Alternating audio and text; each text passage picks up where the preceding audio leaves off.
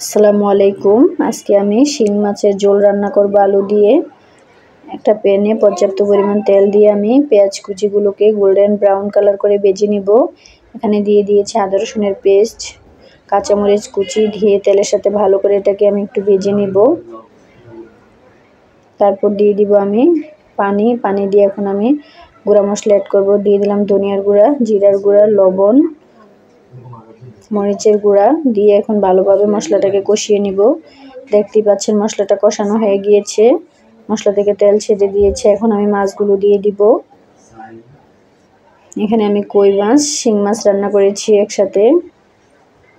এভাবে কষিয়ে রান্না করলে মাছের টেস্টটা অনেক ভালো আসে, সেই জন্য চেষ্টা করবে কষিয়ে রান্না করার জন্য, কারণ ভেজে রান্না করলে এটা টেস্ট ভালো আসে না। এখন আমি মাছগুলোকে উঠিয়ে নিয়েছি, দিয়ে দিব এখন আমি আলুগুলো দিয়ে এখন ভালোভাবে এটাকে কষিয়ে নিব। ঢাকনা দিয়ে ডেকে এভাবে কষিয়ে কষিয়ে রান্না করতে হবে।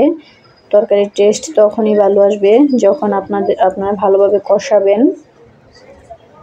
দেখতেই পাচ্ছেন আমার আলুগুলো প্রায় সিদ্ধ হয়ে গিয়েছে। এখন আমি আবারও নেড়ে চেড়ে ভালোভাবে এটাকে কিছুক্ষণ রান্না করে নিব। এখন দিয়ে দিব ঝোলের পানি। ঝোলের পানিটা আপনারা আপনাদের পরিমাণ মতো দিতে পারেন। একটা বলক উঠে এসেছে, এখন আমি মাছগুলো দিয়ে দিব। দিয়ে তারপর একটু মিশিয়ে নিব। দিয়ে দিব ধনেপাতা কুচি, এটা স্কিপ করা যাবে না, ধনেপাতাটা অবশ্যই দেওয়ার চেষ্টা করবেন, তাহলে তরকারির টেস্টটা অনেক ভালো আসবে। এখন আমি ভালোভাবে এটাকে নেড়ে চেড়ে একটু মিশিয়ে নিব। তরকারিটা আমার রান্না কমপ্লিট হয়ে গিয়েছে। আপনারা চাইলে বাসায় এভাবে ট্রাই করতে পারেন।